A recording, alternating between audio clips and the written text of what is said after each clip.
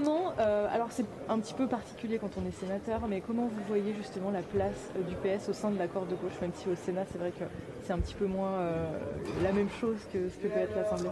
Déjà, je dirais pour la population, pour les Français, on parle de loin. Parce que là, j'ai envie de vous dire, avec la NUPES, on a quand même gagné un certificat de conformité de gens de gauche. Et donc maintenant, c'est comment, dans cette gauche, on trouve une place qui aura plus d'écho que 1,7%. Voilà, enfin, en tout cas, la feuille de route du Parti socialiste, c'est ça. Oui, parce que finalement, vous revenez de loin, entre guillemets, oui. si je peux me permettre. On revient de loin parce qu'il y a eu encore des malentendus. Et puis aussi parce qu'en 2017, il y a eu une certaine hémorragie. Beaucoup d'ex-camarades, maintenant c'est des ex-camarades, nous ont quittés. Donc on avait un souci aussi de clarté pour les Français qui ont vu des ténors du Parti socialiste quitter le navire à ce moment-là. Donc j'ai envie de vous dire, maintenant on part sur de bases saines et c'est l'occasion et le moment pour avoir un discours clair. Il y a eu des critiques sur le fait que finalement le PS se diluait un peu dans l'extrême gauche, ou en tout cas dans la NUPES. Finalement, pour vous, c'est un gage de clarté? Alors déjà, moi, je ne sais pas ce que c'est l'extrême gauche. Alors, en tout cas, dans les bouquins d'histoire, c'est effectivement des gens qui vont beaucoup trop loin dans certaines manifestations. Donc je ne pense pas que la NUPES soit l'extrême gauche. Je pense que la NUPES est un espace avec plusieurs formations politiques de gauche qui ont chacun leur sensibilité, chacun leur nuance graduée par rapport à des sujets.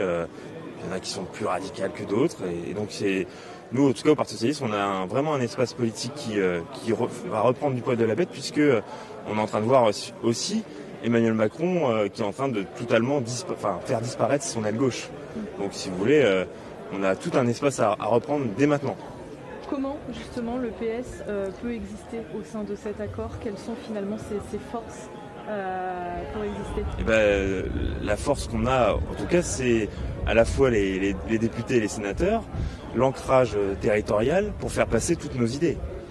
Profitons-en dès maintenant, par le biais des 64 sénateurs et de la trentaine de députés, pour à la fois avoir des propositions ambitieuses pour le pays, et puis ensuite de les diluer dans toute la France. Et notre force de frappe, c'est aussi ça, par le biais de nos élus. Dès la rentrée, dès maintenant, parce que finalement cette rentrée parlementaire, mais aussi sociale, parce qu'il y a quand même pas mal de manifs prévus pour cette fin de mois, ça va être le moment de peser. Comment? Entre un gouvernement qui s'attaque à l'assurance chômage, qui, d'ailleurs, Madame Borne finit ses phrases par progrès social, en tout cas ça veut dire qu'elle essaye de montrer aux gens que c'est du progrès social, c'est en tout cas cette réforme de l'assurance chômage, et puis celles et ceux qui cristallise des débats, la gauche des allocs, la gauche du travail. Je pense qu'au bout d'un moment, il faut un message d'apaisement pour à la fois remettre du dialogue social en France. Parce que la méthode de l'assurance chômage, excusez-moi du terme, c'est quand même le gouvernement décide tout à l'article 1, 2, et puis voilà. Non, je pense qu'au bout d'un moment, il faut remettre de l'ordre au sens du dialogue social qui a toujours existé en France, et qui est là, malheureusement, par la présidence d'Emmanuel Macron, est totalement oublié. Et le ras-le-bol de Laurent Berger ces derniers temps le démontre fortement.